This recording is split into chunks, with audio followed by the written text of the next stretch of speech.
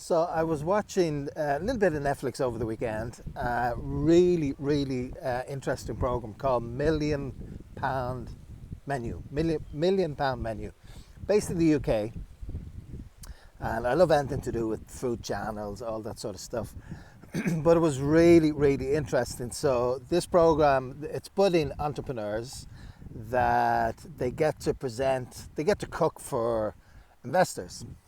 And they're basically given access to a restaurant for 2 days. The investors go and dine there, and if they like what they see, then they invest in the person to open a restaurant. Really cool. And the reason I'm talking about this particular topic is that one of the gentlemen who was cooking for the investors, let me find somewhere to sit here. He was so he was cooking. It was fascinating. He was cooking out of his mom's kitchen in an apartment complex, and he became huge on social media, in particular Instagram. He had over 70,000 followers on Instagram, and this thing was insane. Up to 300 people a day were coming for takeout meals that he was cooking and serving from his mom's up on the 20th floor or something. It was nuts. So much so that police would have to be there at a certain time every day to control the traffic.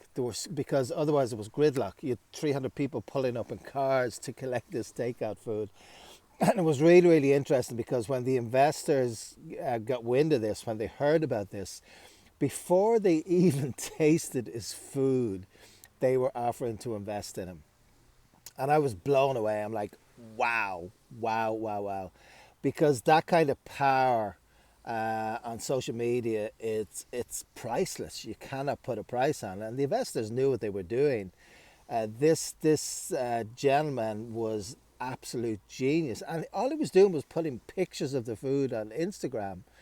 Wasn't a techie guy at all, but he just posted pictures on Instagram, and it built over time, and then word of mouth, and the food was obviously very good, but then word of mouth and people sharing his Instagram page. And of course, being an online marketer, I'm fascinated with stories like that. And that's something that I've learned in my short time in the online space, all 13 months of it. The power behind branding. It's amazing. It's fascinating, and it's really powerful. I have so I brand my YouTube channel.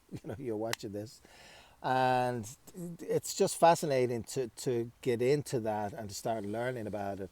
And it's interesting. I have quite a few members who were very reluctant to get started because they thought they would have to be the face of a brand, and they weren't comfortable doing that.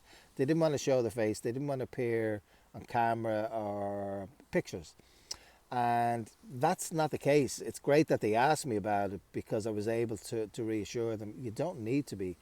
You can brand anything without being the face of it, without having to put yourself out there.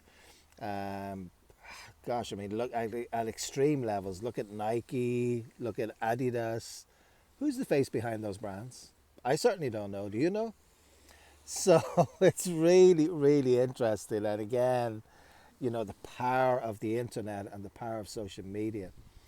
It constantly just blows my mind. And now being in this space, running my own online business, it's extraordinary, absolutely extraordinary. So I learn every day. I'm continuing to learn every day. So hope you found, hope you found this useful. That just something to think about. I guess it is the place to be in right now. The online space. The best time to get yourself in the online space was yesterday. The next best time is today. So hope you've enjoyed this. As always, would love to hear your thoughts. Do post some comments below. If you're watching this on YouTube and you haven't subscribed, please subscribe to my YouTube channel, and I'd love if you could share this and like it and push notifications so you continue to receive what I hope are enjoyable, useful shares with you as I continue to make more videos. So Hope you have a great rest of your day. And as always, thank you for watching. Virtual fist pump.